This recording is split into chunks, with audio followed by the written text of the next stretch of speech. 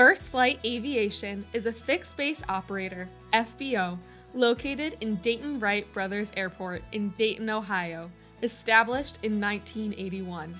We are an FAA-certified repair station and a Cirrus-authorized service center, ASC, for the Cirrus Owners and Pilots Association, COPA.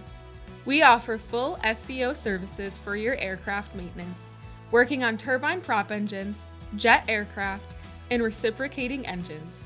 Our facilities include a 17,000 square foot hangar with 30 feet of vertical clearance, corporate offices that are available for rent, a convenient pilot's lounge, a full service line department, a full avionics shop, sheet metal shop, and passenger lobby.